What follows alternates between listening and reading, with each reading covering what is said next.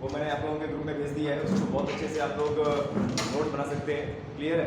और आज का जो PDF है ये भी मैं आपके ग्रुप में भेज दूंगा। लेकिन आज का जो लेक्चर है उसको करने से पहले हम थोड़ा सा कल के जो लेक्चर है उसको पूरा कंप्लीट करेंगे, क्योंकि कल टाइम चला गया था और हम पूरा लेक्चर नहीं कंप्लीट कर पाए। आज हम इस लेक्चर को पूरा करेंगे और इस लेक्चर को पूरा करने के बाद हम लोग आगे बढ़ेंगे। क्लियर है? आए सभी लोग को समझ? चलिए, कल हमने लगभग कितनी क्रांति के बारे में पढ़ा था? कल हमने लगभग कितनी क्रांति के बारे में पढ़ा था? 12, है ना? ओके, इसके बाद अब आगे हम क्रांतियों को पढ़ते हैं। देखिए, एक बार मैं आपको रिवीजन करा देता हूँ। जैसे जो 11वीं हमारी थी, 11वीं क्या थी? सदाबहार क्रांति। सदाबहार क्रांति, या फिर आप बोल सकते हो इसको रेनबो क्रांति बोल सकते हो। सदाबहार, इसका उद्देश्य देश की मिट्टी को उन्नत बनाना। देश की मिट्टी को क्या बनाना? उन्नत बनाना। अब आप जरा बताइए, देश की मिट्टी को हम उन्नत कैसे बनाएंगे? देश की मिट्टी को हम उन्नत कैसे बनाएंगे? आप जरा बताएं। जब उसमें हम जैविक खाद डालेंगे। आपको बताते हैं, जो भी हम अपने खेतों में कृषि का इस्तेमाल करते हैं, जो भी हम कृषि का इस्तेमाल कृषि में DAP हो गया, यूरिया हो गया, जैविक खाद जो होती है उसका जो हम इस्तेमाल नहीं करते हैं और यूरिया इस्तेमाल करते हैं, इससे क्या होता है? हमारे धरती की, हमारे मृदा की जो उर्वरक क्षमता है, जो पैदावार की जो क्षमता है, उसको क्या है? मृत कर देती है, कम कर देती है। नतीजा क्या हुआ? हमें जैविक उर्वरक इस्तेमाल करने की जरूरत पड़ती है। जैविक उर्वरक का मतलब नेचुरल उर्वरक, नेचुरल जो नेचुरल तरीके से बना है, जैसे पेड़ पौधे पत्तों के सड़ने से, या फिर जो छोटे छोटे जीव हैं उनके सड़ने से, या गोबर से, या मिट्टी की ऊपरी परत, ये सब क्या है? ये सब प्राकृतिक या जैविक उर्वरक होता है। आया समझ में? क्लियर है? तो सदाबहार क्रांति में हमारा उद्देश्य क्या था कि जो भी हमारी मिट्टी है उसको उन्नत बनाना। उन्नत का मतलब ये है उसको अत्यधिक मात्रा में उर्वरक बनाना। ठीक है? PDF आपके ग्रुप में पहुंच चुका है, कृपया करके बहुत अच्छे से नोट बनाइएगा। क्लियर है? आया समझ में? ओके, आप सभी लोगों को एक और चीज़ बता दूं मैं कि एकेडमी में विभिन्न कोर्सेज जैसे आपका SSC हो गया, सितंबर में आने वाला PET हो गया, और इसी बीच में आने वाला SSC GD हो गया, और जैसे आपका दिल्ली पुलिस हो गया, और आपका जैसे Uttar Pradesh police super TET, इन सब का नया बैच 1 जून से प्रारंभ होगा। और 1 जून से प्रारंभ होगा। जो भी छात्र आपके यहाँ कोई आपके अगल बगल भाई बहन जो भी तैयारी करना चाह रहे हो उनको बिल्कुल शेयर कीजिए, बताइए। क्लियर है?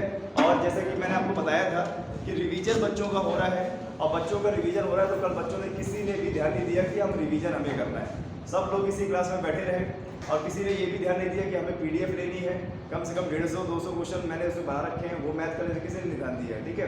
ये चीज़ था, और आज ले लीजिएगा 12 बजे के बाद, मतलब हिंदी क्लास के बाद सभी छात्र जिनको हमने लिस्ट में नाम लिखा है वो उधर बैठेंगे, और उधर बैठने के बाद वो अपना जो है प्रैक्टिस सेट सॉल्व करेंगे, जो भी हम यहाँ से देंगे। क्लियर है? चलिए आगे बढ़ते हैं। 12वीं क्या है? गोल क्रांति। गोल क्या होता है? आलू क्या होता है? गोल होता है ना। यानी गोल क्रांति का संबंध किससे है? आलू से है। और आलू का सबसे ज्यादा उत्पादन हमारे देश में कहाँ पर होता है? उत्तर प्रदेश में। और हमारा देश कौन से नंबर पे है? दूसरे नंबर पे। पहले नंबर पे कौन है? चाइना। ठीक है? ये था हमारा गोल क्रांति। देखिए, आपको बता दें, एक समय था जब हमारे देश में आलू नहीं हुआ करता था। आलू आपको पता है हमारे देश में कहाँ से आया? हमारे देश में आलू कहाँ से आया? कोई बता सकता है? ब्रिटेन से? नहीं, पुर्तगाल से। जब हमारे देश में पुर्तगाली लोग आए तो बहुत सारी फसलों को भी लेके आए, और उसी में था आलू। हो सकता है इससे पहले लोग आलू खाते रहे हों, पर उसको व्यापारिक तरीके से उगाते ना रहे हों। अब जैसे हम जंगल चले जाएं या अपने खेतों के आसपास चले जाएं, अब ये बताइए हमारे खेतों में एक किसी कोने में बेर का पेड़ लगा, तो क्या हम उसको व्यापारिक दृष्टि से लगा के रखेंगे? नहीं, वो तो एक लग गया। तो ऐसे भी आलू के रहे होंगे, लोग खाते रहे होंगे, लेकिन व्यापारिक दृष्टि से नहीं। आज आपको बता दें, आलू इतना ज़्यादा कॉमन हो गया है कि हम हर चीज़ में आलू खाना पसंद करते हैं, है ना? सुबह सब्जी बनेगी तो भी आलू, दोपहर में बनेगी तो भी आलू। ठीक है? आलू बंडा, आलू टिक्की, ये पता नहीं क्या क्या जो बन गया। चिकन के साथ भी आलू, मटन के साथ भी आलू, है ना? आलू बहुत ज़्यादा कॉमन हो गया है। घर में अगर कुछ नहीं है, सब्जी नहीं गए, तुम्हारी मम्मी ने बोला कि जाओ सब्जी ले आओ, तुम नहीं लेके आए, कोई बात नहीं, घर में आलू है, टमाटर है, इसी की सब्जी बन गई, है ना? ये चीज़ है। चलिए आगे कुछ बढ़ते हैं और इसका रिवीजन कर लेते हैं। नेक्स्ट कीजिए आगे, थोड़ा जूम इन कर दीजिएगा उसको। हाँ, अब देखो एक बार अपना और रिवीजन कर लेते, थोड़ा इसको जूम कर दीजिए, है ना? हाँ ठीक है, ठीक है। ओके, अब आगे और हम अपना प्रमुख क्रांति देख लेते हैं कि हमारी प्रमुख क्रांति क्या क्या है। सबसे पहले देखिए जो हरित क्रांति थी, हरित क्रांति किससे ताल्लुकात रखती थी? खाद्यान्न उत्पादन से, कि हमारा जो भारत है वह खाद्यान्न आत्मनिर्भर बने। क्या है? खाद्यान्न आत्मनिर्भर बने। और इसमें सबसे ज्यादा फोकस किसमें किया गया? दो फसल, गेहूं और चावल। सबसे ज्यादा गेहूं का उत्पादन कहाँ पे होता है? उत्तर प्रदेश में। आया समझ में? उत्तर प्रदेश गेहूं के लिए क्या है? अग्रणी है। आगे बढ़िए, आगे बढ़िए, देखिए अगला क्या है? श्वेत क्रांति। श्वेत क्रांति का उत्पादन किससे था? दुग्ध उत्पादन, दूध। और आपको बता दें इस देश में हमारे देश में दुग्ध उत्पादन के लिए ऑपरेशन फ्लड को चलाया गया। और ऑपरेशन फ्लड को चलाने की वजह से आज हम इतने सफल हुए कि हमारे देश में, पूरे विश्व में हमारा देश पहले नंबर पे है दुग्ध उत्पादन में। और इसका सबसे बड़ा प्लांट कौन सा कंपनी? अमूल कंपनी। कहाँ पे है? गुजरात में। गुजरात में कहाँ है? आणंद में। आणंद गुजरात में। और सरस कहाँ का? राजस्थान का। ठीक है, क्लियर है। और विश्व की 57% भैंसें कहाँ पर है? भारत में। विश्व में सबसे ज्यादा दूध देने वाले मवेशी कहाँ पे है? भारत में। क्लियर है? यही वो कारण है कि हमारा भारत सबसे ज्यादा अग्रणी है। ध्यान दीजिए भाई, बहुत आता है श्वेत क्रांति का।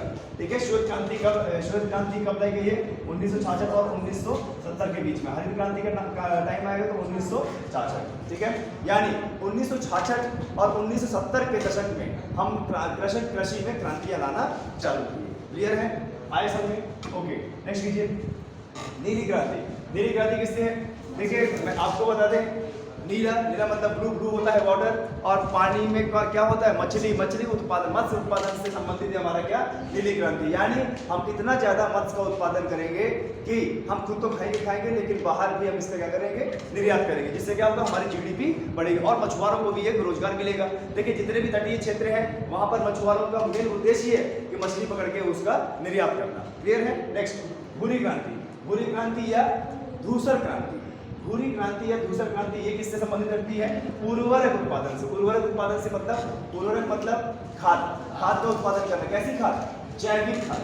कैसी खाद? जैविक खाद। क्या होगा इससे हमारे देश की जो भूमि है उसकी उर्वरक क्षमता बढ़ेगी। नेक्स्ट कीजिए, रजत क्रांति। देखिए रजत का मतलब क्या होता है? सिल्वर हल्का सफेद दिखता है ना, अंडा भी क्या है? सफेद दिखता है। यानी इसका उत्पादन किससे है? अंडा के उत्पादन से। इससे अंडा के उत्पादन के हमारे देश में कुपोषण को हटाने के लिए और बच्चों को हेल्दी करने के लिए, कैल्शियम की मात्रा बढ़ाने के लिए किसका सेवन करना चाहिए? अंडों का सेवन। जब आप कुपोषण के शिकार हो रहे हो या आपकी हड्डियां कमजोर हैं या फिर आप में कैल्शियम कमी है तो आपको सुबह शाम अंडे खाना चाहिए। क्लियर है? और दूध पीना चाहिए। नेक्स्ट, पीली क्रांति। पीली क्रांति का संबंध किससे है? पीली क्रांति, पीला होता है सरसों का तेल क्या होता है? पीला होता है ना। रिफाइंड भी क्या होता है? पीला होता है ना। अधिकतर आपने खाद्य तेल जो देखे होंगे, खाद्य तेल वो क्या होते हैं? पीले होते हैं। पीली क्रांति का मतलब तिलहन। और तिलहन से हमें क्या मिलता है? तिलहन से हमें क्या मिलता है? ऑयल, जिसका हम खाद्यान्न के लिए इस्तेमाल करते हैं। और उससे हमें कुछ प्रोटीन और विटामिन भी मिलते हैं और वह हमारी बॉडी के लिए सही भी होता है, बिल्डिंग ब्लॉक के लिए। ठीक है, आगे देखते हैं। कृष्ण क्रांति। कृष्ण क्रांति देखिए, कल हमने इसको नहीं पढ़ा था ना? कृष्ण क्रांति किससे है? बायोडीजल उत्पादन से। बायोडीजल उत्पादन से। ठीक है, बायोडीजल उत्पादन से क्या है हमारा? कृष्ण क्रांति। ठीक है, आगे कीजिए। देखिए लाल क्रांति, याद है? लाल क्रांति किसने दिया था? विशाल तिवारी ने इसका मतलब प्रस्ताव दिया था। टमाटर और किसके लिए? मांस। आपको याद रहेगा ये लाल क्रांति किस लिए है? लाल क्रांति का मतलब क्या है? टमाटर लाल होता है ना। और मांस का उत्पादन, मांस भी क्या होता है? लाल होता है।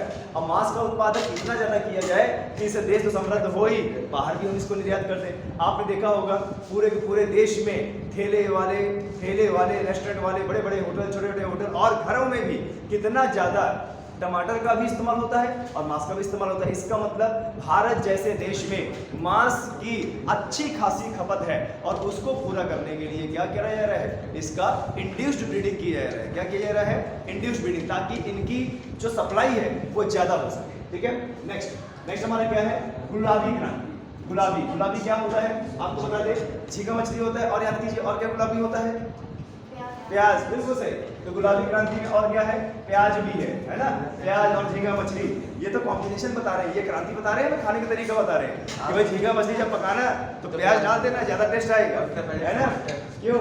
आपको नहीं लगता कि पूरी क्रांति में हमें खाना बनाना सिखा रहे हैं? तिलहन में तेल, अंडा, श्वेत क्रांति, है ना। आगे कौन सा है? बादामी क्रांति। बादामी क्रांति में क्या था? मसाला उत्पादन। आपको बता दें मसाला उत्पादन में भी भारत सबसे ज्यादा अग्रणी है, रैंक 1। ये पहले भी था। अरे मसाला के चक्कर में तो हम लोग जो है 400 साल गुलाम हो गए, सिर्फ मसाले के चक्कर में। भाई हमारा मसाला दूसरे के देशों को इतना स्वादिष्ट आ गया, इतना स्वादिष्ट खाना बनाना लगा कि फिर उन्होंने 400 साल खाना बनवाया हमसे। ठीक है, आया समझ में? क्लियर है? तो देखो जो आपके अंदर जो टैलेंट होता है ना, दूसरों को बिल्कुल दीजिए, पर इतना भी नहीं कि वो पूरा आपको जो है ग्रहण कर जाए। क्लियर है? वो जमोरिन ने हमारे क्या किया, पूरा मसाला उठा के उनको दे दिया और उन्होंने बनाना था अपना खाना वहां पे, स्वादिष्ट बन गया, लोग खा गए हमें पूरा, है ना? आगे बढ़िए। गंगा क्रांति। गंगा क्रांति किसने था? गंगा क्रांति किसने था? भ्रष्टाचार के खिलाफ, सदाचार, भ्रष्टाचार के खिलाफ, और क्या बोल रहा है? सदाचार पैदा करने हेतु जोड़े वाले बाबा, ये कौन सा है? जोड़े वाले बाबा वाटरमैन ऑफ इंडिया और राजेंद्र सिंह। ये हमारे कहीं से पढ़ नहीं, पर क्रांति नाम आया है तो पढ़ लीजिए इसको। ठीक है, आगे बढ़ते हैं। सदाबहार क्रांति। सदाबहार क्रांति किसे था? जैव तकनीकी से। जैव तकनीकी से इससे क्या करेंगे? हम अपनी मृदा का अच्छा खासा उत्पादक क्षमता बनाएंगे। क्लियर है? जल्दी तो नहीं बोल रहा मैं? आ रहा है समझ में? इसका पीडीएफ तुरंत आपके मोबाइल में भेजूंगा अभी मैं। क्लियर है? रिवीजन चल रहा है आप लोगों का। आगे सैफरन क्रांति। देखिए कहाँ गए? सैफरन क्रांति। सैफरन का मतलब केसरिया। सैफरन का मतलब केसरिया, केसर रंग। हमारे तिरंगे के कितने रंग हैं? तिरंगे में कितने मुख्य 3 रंग है, लेकिन वैसे कितने रंग? 4 रंग। एक भगवा है यानी केसरी, बीच में व्हाइट और नीचे क्या है? हरा। अभी सैफरन क्रांति किसने? केसर उत्पादन के लिए। कहाँ होता है केसर? जम्मू कश्मीर, लेह लद्दाख और हिमाचल प्रदेश। यहाँ पर उत्तम क्वालिटी का केसर 1.5 लाख 2 लाख रुपए केजी, है ना? और आप इसका सेवन करेंगे तो उम्र घटेगी आपकी। ठीक है, पर क्या करें, पैसा नहीं इतना, है ना? आपको क्या लगता है कि यहाँ पे जो 25 रुपए केसर बेच रहे हैं ये असली है क्या? नहीं। आप ये बताइए जो चीज 1.5 लाख 2 लाख रुपए केजी है वो यहाँ पर 25 रुपए का पैकेट कैसे देते हैं? नकली केसर होता है। ठीक है, नकली केसर होता है। आपको बता दें ये जो हम फ्रूटी पीते हैं, ये जो जितने भी मतलब जूस पीते हैं बाहर से खरीद के, जो बाकायदा कंपनी बनाती है जैसे कोका कोला कंपनी है, तो उसमें ये जो हमारी आदरणीय कटरीना कैफ और आदरणीय प्रियंका चोपड़ा तो हटाओ, वो अरे आलिया भट्ट, ठीक है, ये जो ऐड करते हैं और बोलते हैं एकदम असली आम जैसा। देखो इनके बोलने में क्या है, एकदम असली आम जैसा, पर ये नहीं बोलते हैं कि आम ही है। पता है क्यों? क्योंकि इसमें आर्टिफिशियल महक, आर्टिफिशियल टेस्ट डाला जाता है। आया समझ में? और वो हमारी बॉडी के लिए बहुत ज्यादा हानिकारक होता है। आया समझ में? ठीक है, अरे वो तो आगे देखिए स्लेटी या ग्रे क्रांति। देखिए फिर से आ गया, स्लेटी या ग्रे क्रांति किसके लिए है? उर्वरकों के उत्पादन के लिए। नेक्स्ट हरित सोना। देखिए हरित क्रांति अलग है, हरित सोना अलग है। हरित सोना क्रांति, हरित सोना किसके लिए? बांस उत्पादन के लिए। आपको बता दें जैसे बंगाल है, असम है, गुवाहाटी है, ठीक है, और जितने भी हमारे तटीय क्षेत्र है यहाँ पर उत्तम क्वालिटी का बांस होता है। आपने देखा होगा कि जहाँ पर गांव में नदियाँ होती हैं, नदियों के किनारे किनारे ये बड़े बड़े बांस जो है होते कि नहीं होते, अच्छी क्वालिटी के। यानी आप एक चीज समझे कि अगर तटीय इलाके में या पानी की जगह में बांस है तो उसकी जो क्वालिटी होगी वो क्या होगी? बहुत ज्यादा अच्छी होगी। आया समझ में? तो बांस को बढ़ावा दिया जाए, बांस भी निर्यात होता है, बांस को बढ़ावा दिया जाए। कौन सी क्रांति? हरित सोना क्रांति। आया समझ में? नेक्स्ट कीजिए मूंग क्रांति। अब देखिए मूंग क्रांति में क्या है? मोटे अनाजों का उत्पादन। मूंग, देखिए मूंग माँ से क्या? मोटा, तो मोटे मूंग क्रांति यानी मोटे अनाजों की उत्पादन की क्रांति। कौन से हुए? क्या चना हुआ, क्या छोले वाला चना हुआ, क्या राजमा हुआ, है ना? बरबटा भी खाते हो ना आप लोग, क्यों?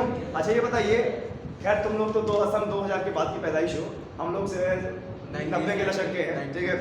तो हम लोग जब गांव आया करते थे तो हमारी दादी गेहूं को उबाल के और जो देसी नमक होता है वो हम बहुत ज़्यादा खाया करते, बहुत टेस्टी होता है, डुगरी बोलते हैं उसे। और आपको बता दें वो बहुत ज़्यादा पौष्टिक भी होता है, वो बहुत ज़्यादा पौष्टिक भी होता है, उसको आप लोग खाए कीजिए, है ना?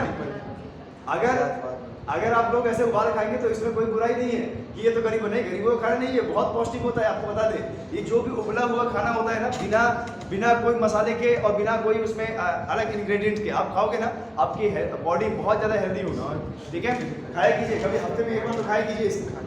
क्लियर है? अब देखिए अगला क्या है, परामनी क्रांति। परामनी क्रांति किसके लिए है? भिंडी उत्पादन के लिए। भाई भिंडी के सब्जी तो खाते हैं, है ना, लेडी फिंगर जिसको बोलते हैं। आगे ग्रीन गोल्ड क्रांति, ग्रीन गोल्ड क्रांति, ठीक है, चाय का उत्पादन। अगर याद ना आए तो ग्रीन के साथ लगाए गोल्ड। अब गोल्ड ताजा याद है, टाटा की कंपनी गोल्ड, वो भी तो एक चाय पत्ती है ना।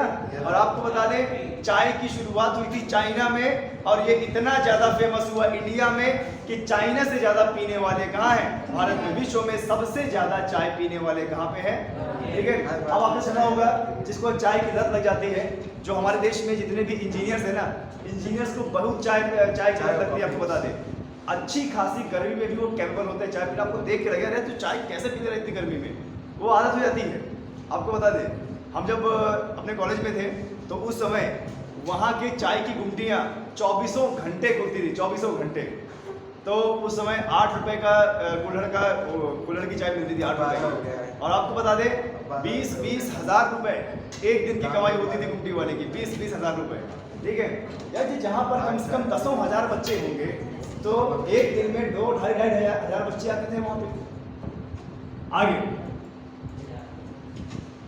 खाते देखिए ग्रीन गोल्ड क्रांति किससे है? चाय उत्पादन। चाय उत्पादन के लिए कौन कौन से राज्य हमारे? कर्नाटक है, आंध्र प्रदेश है, तमिलनाडु है, केरल है, और पूर्वोत्तर राज्य में चले जाइए बंगाल है, और मेघालय है, और क्या है? आसाम। आसाम की चाय है ना, आसाम की चाय। ओके, खाद्य श्रृंखला क्रांति। खाद्य श्रृंखला क्रांति, खाद्य श्रृंखला क्रांति की बात की जाए तो भारतीय कृषकों की 2020 तक आमदनी को दोगुना करना, ये कौन सी क्रांति थी? वापस कर दो। ठीक है, खाद्य श्रृंखला क्रांति। खाद्य श्रृंखला क्रांति इंपॉर्टेंट है, आ सकता है। इसमें क्या करना था? जो जितने भी भारतीय किसान हैं 2020 तक इनकी आय क्या करना था? दोगुना करना था। ठीक है, आय समझ में, आय दोगुना होगी इसका मतलब जो भी अनाज है वह बड़ी कीमत में मंडी लेती है, इनसे बड़ी कीमत में इनसे मंडी लेती। आगे कीजिए खाकी क्रांति। अरे खाकी क्रांति किससे आ रहा है? चमड़ा उत्पादन से। ठीक है, किससे आ रहा है? चमड़ा उत्पादन से। अगला व्हाइट गोल्ड क्रांति। देखिए व्हाइट गोल्ड, कपास, सफेद सोना। कपास, सफेद सोना, सबसे ज्यादा कपास कहाँ उत्पादन होता है? महाराष्ट्र में। कारण क्या है? दक्षिण का पठार। दक्षिण का पठार किससे बना हुआ? बेसाल्टिक लावा से। कौन सी मृदा? काली मृदा। काली मृदा इतनी अच्छी मृदा है कि उत्तम क्वालिटी का वहां पर कपास पैदा हो रहा है। आया समझ में? और कपास बहुत जरूरी है, क्यों? वस्त्र बनते हैं, वस्त्र आज के लिए तो वस्त्र बहुत ज्यादा जरूरी है। अरे है कि नहीं? आगे बढ़े देखिए इस पद क्या है? सबसे महत्वपूर्ण NH क्रांति, स्वर्णिम चतुर्भुज योजना। कौन सी? स्वर्णिम नेशनल हाईवे क्रांति। पूरे भारत को एक चतुर्भुज से जोड़ना, याद है ना? हमारे भारत का आकार कैसा है? चतुर्भुज है ना। जम्मू कश्मीर, देखिए जम्मू कश्मीर, गुजरात, तमिलनाडु, बंगाल। अब फिर ऐसे क्या आकार है? चतुर्भुज है ना। तो पूरे भारत में एक ऐसा चतुर्भुज बनाना, यानी पूरे भारत के महानगरों को और पूरे भारत के बड़े बड़े शहरों को एक रोड में जोड़ना, जिसको बोलते हैं चतुर्भुज। तो कौन चतुर्भुज है वो? स्वर्णिम चतुर्भुज। कौन सी क्रांति के तहत? NH क्रांति। ठीक है, अब आपके एग्जाम में जितनी भी क्रांति है इससे बाहर कुछ नहीं पूछेगा, यानी आपका 1 नंबर कंफर्म इस वीडियो में। और जो PDF आपको भेजा है मैंने, बस एक बार रख दीजिएगा, अच्छे से जो है उसको पढ़ दीजिएगा। अगर क्रांति से क्वेश्चन आया तो इससे बाहर नहीं आएगा। क्लियर है? चलिए अब हम आते हैं अपने नेक्स्ट PDF प्लीज। इसको थोड़ा सा और कर दीजिएगा, इसको थोड़ा जो है और बड़ा कर दीजिएगा, ये बहुत इंपॉर्टेंट है। बॉयज एंड गर्ल्स, आपको इसको लिखने की जरूरत नहीं है, समझिए। आपके मोबाइल पे मैं ये PDF भेज दूंगा और सिर्फ इसको समझना है। और देखिए इसमें ये भी लिखा हुआ है कि कौन सा क्वेश्चन कहाँ पर और कौन से एग्जाम में आया है। ठीक है, सभी लोगों को दिख रहा है? पीछे बॉयज एंड गर्ल्स सब लोगों को दिख रहा है? इधर आप लोगों को दिख रहा है? अब भाई दिख रहा है आप लोगों को? ना दिख रहा हो तो अपना सुख चैन छोड़ के यहाँ से। ठीक है, ओके, चलिए बात करते हैं। सबसे पहला क्वेश्चन, टाइम मुझे कोई बताएगा? 10:27। ओके, टाइम है आपके पास, बहुत टाइम। क्वेश्चन नंबर 1 जरा देखें। क्वेश्चन नंबर 1 है कि वह मिट्टी, देखो क्या बोल रहा है? देखिए ज्योग्राफी का मतलब खाड़ी खाली पहाड़ पर्वत नहीं पूछेगा, वो 3-4 क्वेश्चन बनते हैं ज्योग्राफी के, और 3-4 क्वेश्चन के लिए कम से कम 27 से 28 चैप्टर होते हैं हमारे, जिनको बहुत अच्छे से पढ़ना होता है। क्लियर है?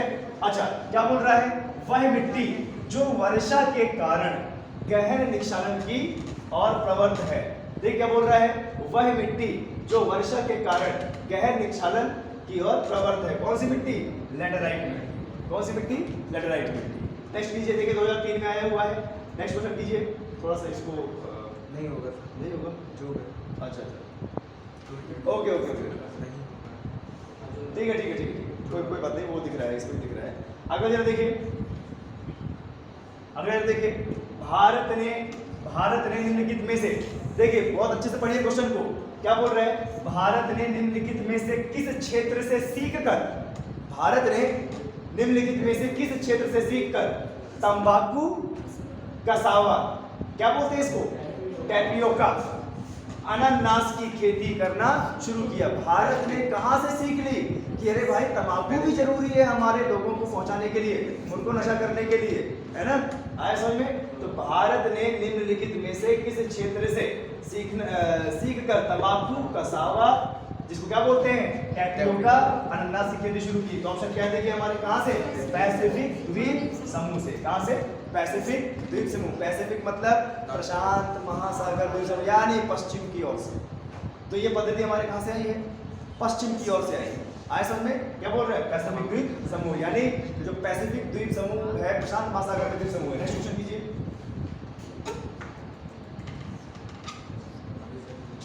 देखिए निम्नलिखित में से वह राज्य कौन सा है जो गेहूं की खेती नहीं करता? लेकिन निम्नलिखित में से वह राज्य कौन सा है जो गेहूं की खेती नहीं करता? ठीक है, तो देखिए महाराष्ट्र बिल्कुल होती है, पश्चिम बंगाल में होती है गेहूं, और कर्नाटक में भी होती है, लेकिन तमिलनाडु में नहीं होती। तमिलनाडु तटीय प्रदेश है। और आपको बता दें यहाँ पर सबसे ज्यादा उत्पादन होता है चावल का, मत्स्य का, नारियल का और जूट का। जूट होता है ना, रेशा जिससे रस्सी बनती है, और केले का उत्पादन होता है, मसालों का उत्पादन होता है, इलायची का उत्पादन होता है। आपको बता दें तमिलनाडु, कर्नाटक, केरला ये ऐसे राज्य है जहां पर प्रथा है केले के पत्ते में खाना। ठीक है, आपको बता दें कि कल जो है, कल हमारे यहाँ शादी थी। आपके यहाँ? हाँ मेरे यहाँ। ठीक है, कल मेरे यहाँ शादी थी, है ना? हमारी छात्रा जो है मनीषा ने पूछा था कि सर कब है शादी, तो हमने बताया 9 को शादी है। तो आपको बता दें कल जो शादी में, शादी रोमांचक कैसे हो गई, मतलब प्रिय कैसे लगी शादी को? क्योंकि उसमें पुरानी पद्धति अपनाई गई। खाने के लिए वो जो एक पत्ता इस्तेमाल नहीं किया जाता जो तालाब में होता है ना, कमल का नहीं, क्या टेरी काट का बोलते हैं शायद उसे, है ना? वो पत्ता इस्तेमाल किया। ठीक है, और आपको बता दें कल बड़ा संयोग की बात रही, मैं और मेरे एक छात्र जो है दिलीप, हम दोनों साथ के बैठ के खाना खाया। और वास्तव में ये हमारी संस्कृति है जिसको आगे बढ़ावा देना चाहिए। और आपको बता दें ये जो हमने पद्धति अपनाई है, ये एटमॉस्फेयर के लिए, सराउंडिंग के लिए, वातावरण के लिए कितनी अच्छी है। आप इसको फेंक दोगे डिकम्पोज हो जाएगा, और डिकम्पोज हो जाएगा तो क्या बन जाएगा? खाद बन जाएगा। आया समझ में? साउथ में क्या पद्धति है? केलों के पत्तों के ऊपर बढ़िया खाना खाते हैं। आपको बता दें एक से एक बड़ा आदमी भी और एक से एक छोटा आदमी भी साउथ में केले के पत्तों में वह खाना खाता है, तो उन सब का उत्पादन होता है। ठीक है, बकायदा बाजार में केले के पत्ते कटे हुए मिलते हैं रोज फ्रेश, अच्छा खासा केलों का भी उत्पादन होता है। अब देखिए केलों से 2 फायदे, एक क्या? पत्तल, और दूसरा क्या? फल, है ना? और नारियल का बहुत बड़ी खेती होती है वहाँ पे तमिलनाडु में, है ना? अब जैसे मान लीजिए यहाँ पर किसी का भाई तिलक बयाना होता है तो क्या करते हैं, हम आते हैं ट्रैफिक चौराहे में, या जितने फल वाले हैं सबसे जो है 8, 10 या 2, 3, 4 महीने फल पुराने पैक करवा लेते, उसे क्या ही पता लगने वाला है ना? वो तो ये देखेगा ना पन्नी कितनी सारी लेके आए हैं, है ना? ये चीजें तो हम लोग क्या करते हैं, हम लोग जो फल देते हैं उसको, लेकिन आपको पता है जब साउथ में कोई व्यक्ति दूसरे संबंधी के यहाँ जाता है या अपने रिश्तेदारों के यहाँ जाता है तो वो बढ़िया का बढ़िया झुंड का झुंड, गुच्छे का गुच्छा नारियल लेके जाता है। आपको बता दें ये वहाँ की परंपरा है। ठीक है, बात नहीं आगे। तो तमिलनाडु में गेहूं का उत्पादन नहीं होता है, सबसे ज्यादा गेहूं का उत्पादन किसमें होता है? उत्तर प्रदेश में। ये देखिए हापुस आम का मूल स्थान कौन सा है? हापुस आम का मूल स्थान कौन सा है? देखिए हापुस आम क्या है? आम की एक प्रजाति है। हापुस आम का मूल स्थान कौन सा है? रत्नागिरी। कहाँ पे है? रत्नागिरी। नेक्स्ट कीजिए, बहुत अच्छा क्वेश्चन है। नेक्स्ट, भारत में सर्वोत्तम चाय कहाँ पैदा होती है? दार्जिलिंग। ठीक है, हमारे पूर्वोत्तर साइड है, ये बंगाल का हिस्सा है, और यहाँ पर सबसे ज्यादा चाय उत्पादित होती है। आपको बता दें चाय का भी चाय का भी प्रोसेस करने का एक तरीका होता है। आपको पता है जो चाय पत्ती हम डालते हैं तो ये भूरी भूरी होती है ना, और ये कण जैसी होती है ना, यही पत्ती होती है। और इसको बनाने का बाकायदा एक प्रोसेस होता है। इसको पत्ती को तोड़ा जाता है, बारीक काटा जाता है, इसकी नमी को सूखा जाता है, इसको सुखाया जाता है, तब जाके ये भूरी जैसी आपको मिल जाती है ना। अब चाय का भी इतना ज़्यादा कंपटीशन हो गया कि इतनी सारी कंपनियां हैं चाय बनाने वाली। कुछ कंपनी बोलती हैं असम के डायरेक्ट खेतों से पत्ती वाली चाय। तो आपने देखा होगा कुछ दिन पहले भूरी भूरी चाय पत्ती आया करती थी, लेकिन अब भूरी भूरी के साथ थोड़ा हरा हरा पत्ती जैसा भी है ना, हमें बेवकूफ़ बना रहे हैं। इसका मतलब प्रोसेस नहीं कर रहे हैं पूरा। अब डायरेक्टली पत्ती तुम डाल दे रहे हो, इसका मतलब प्रोसेस नहीं कर रहे हैं पूरा, है ना। महंगी भी होगी। वो जानते हैं कि ये जो हम प्रचार कर रहे हैं ना, जनता इतनी बेवकूफ़ है कि जब हम बोल देंगे कि डायरेक्टली जो है बागान से आ रही है चाय, है ना, तो हम बेवकूफ़ हैं, हमें ताज़ा खाने की आदत होती है। तो जब हम हरी पत्ती देख लेंगे ना तो हमें लगेगा अरे वाह कितनी ताज़ा है ना, फिर हम उसी को लेंगे। ठीक है, अब आप जरा ये बताइए, ये मार्केटिंग कंपनियां इतनी ज़्यादा प्रचार करती हैं। आपको बता दें कोलगेट है ना, ताज़ा सांसें कोलगेट, क्या आपके कोलगेट में नमक है, ये वो फलाना ठिकाना। आप अगर पेप्सोडेंट भी लेने जाओगे दुकान में तो उसे बोलोगे कोलगेट, भैया कोलगेट देना, तो वो कोलगेट देगा। तो आप बोलोगे नहीं ये नहीं पेप्सोडेंट वाला कोलगेट, यानी कोलगेट आपने समझ लिया ये मंजन होता है। आया समझ में बात है? ठीक है, चलिए देखिए, भारत में सर्वोत्तम चाय कहाँ होती है? दार्जिलिंग में। नेक्स्ट, गेहूं की खेती के लिए निम्नलिखित में से क्या आवश्यक है? गेहूं की खेती के लिए निम्न में से क्या आवश्यक है? संयत तापमान तथा संयत वर्षा, यानी कंट्रोल में तापमान और कंट्रोल में वर्षा। इतनी ज्यादा वर्षा की जरूरत नहीं होती है, और न इतनी ज्यादा तापमान की। कौन सी फसल होती है? रबी की फसल। कब हो जाती है? अक्टूबर नवंबर में। काटी कब जाती है? मार्च अप्रैल में। बिल्कुल सही।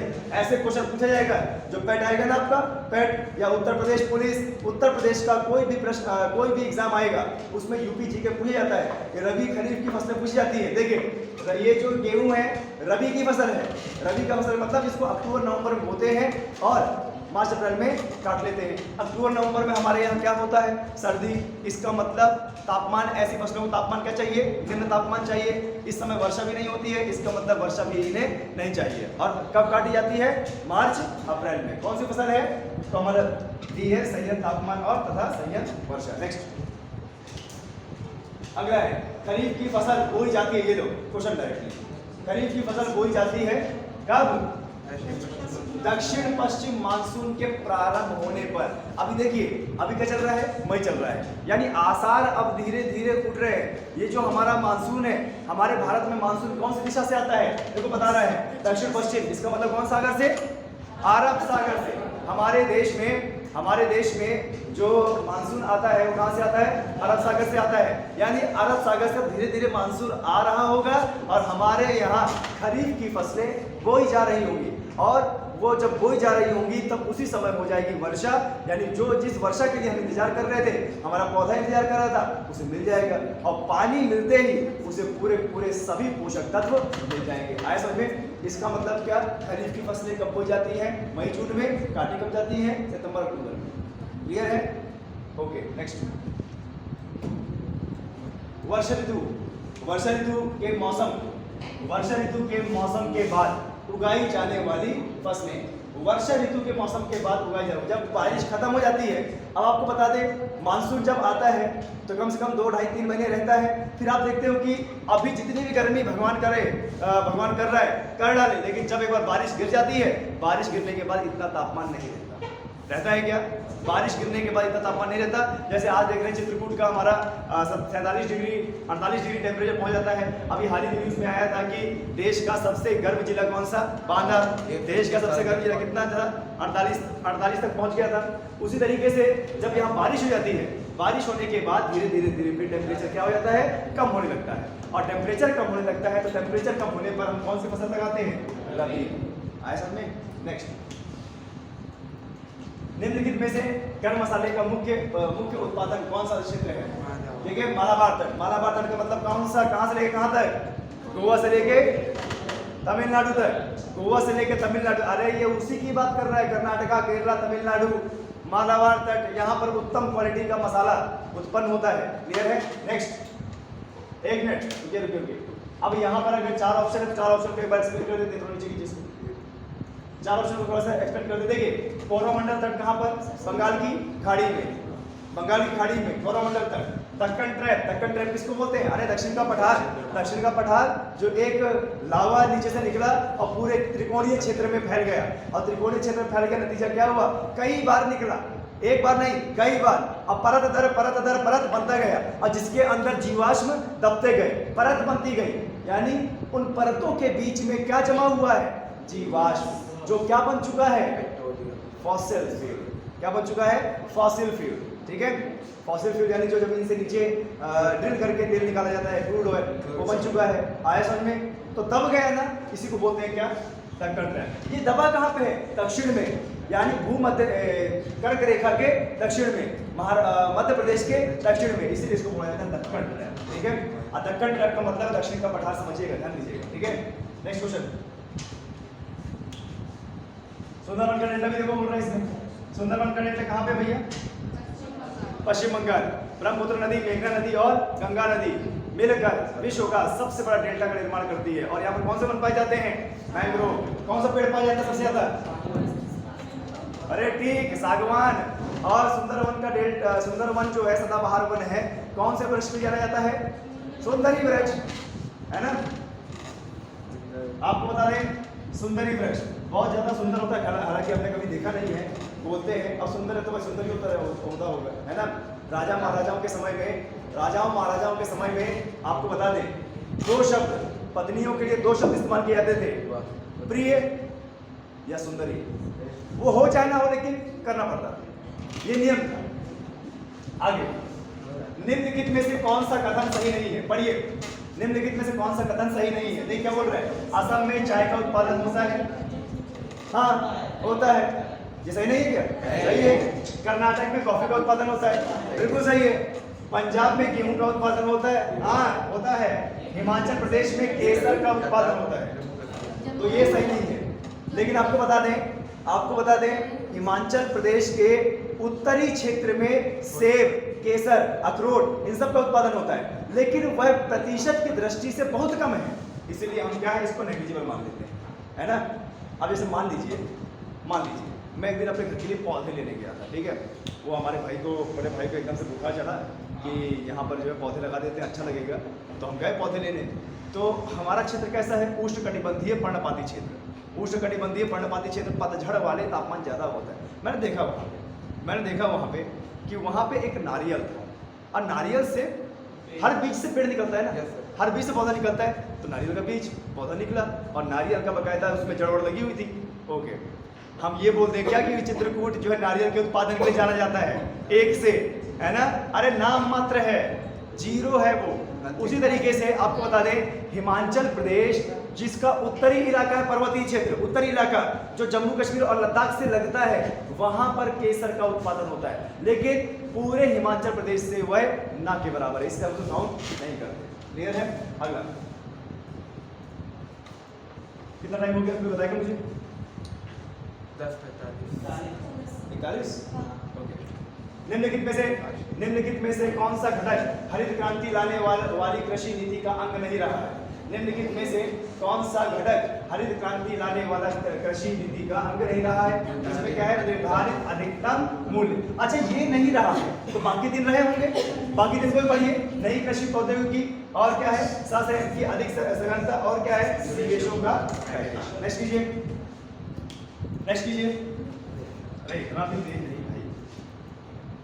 नेक्स्ट कीजिए। ओके, और नीचे। हाँ बस। हरित क्रांति, देखिए हरित क्रांति सबसे ज्यादा कहाँ सफल हुई। हरित क्रांति से बहुत ज्यादा प्रश्न बनते हैं। हरित क्रांति सबसे ज्यादा कहाँ सफल हुई, पंजाब, हरियाणा और उत्तर प्रदेश। अरे यही तो 3 राज्य हैं जो सबसे ज्यादा उत्पादन करते हैं, किसका, गेहूं का, है ना। इसका मतलब यहीं पर सबसे ज्यादा सफल रही। आपको बता दें, हरियाणा में अव्वल किसान, पंजाब में अव्वल किसान, हमारे उत्तर प्रदेश में भी अव्वल किसान है। ठीक है, अगर नेक्स्ट देखिए, नीली क्रांति या ब्लू रेवोल्यूशन संबंधित है किससे, पश्चिमी उत्पादन से, कभी नहीं भूलेगा तुम। ठीक है, नेक्स्ट देख, वाणिज्यिक स्तर पर वाणिज्यिक स्तर पर रबड़ का उत्पादन, रबड़ जानते हैं ना, Yes, sir. वाणिज्यिक स्तर पर रबड़ का उत्पादन भारत के निम्नलिखित में से किस राज्य समूह में होता है? केरल। तो कहाँ पर होता है? केरल, तमिलनाडु, कर्नाटका। अब आपको ये भी समझ में आना चाहिए कि ये जो रबड़ का उत्पादन है ये यहाँ पर क्यों हो रहा है? अरे सदाबहार हरे भरे वन पाए जा रहे हैं, सदाबहार हरे भरे वन में ऐसे वृक्ष पाए जाते हैं जिनमें से जो दूध निकलता है ना, उसी दूध का बनाया जाता है क्या? रबड़। और आपने देखा होगा कि दूध सिर्फ उसी पेड़ से निकलता है जो ज्यादा हरा भरा रहता है, जो ज्यादा मतलब सघन रहता है। और ऐसे पेड़ देखने को हमें कहाँ मिलते हैं? हरे भरे सदाबहार हरे भरे सघन वन में। आए समझे? और ये वही इलाका है जहां पर तापमान कम है, बारिश ज्यादा है, नतीजा क्या? सदाबहार हरे भरे वन पाए जा रहे हैं। नेक्स्ट, भारत में हरित क्रांति अब तक किसके मामले में सबसे अधिक सफल रही है? गेहूं के मामले में। आए समझे? गेहूं के मामले में। बाकी क्वेश्चन हम नेक्स्ट क्लास में अपने कवर करेंगे, अभी टाइम नहीं है, नेक्स्ट क्लास होनी है, ठीक है। Thank you very much.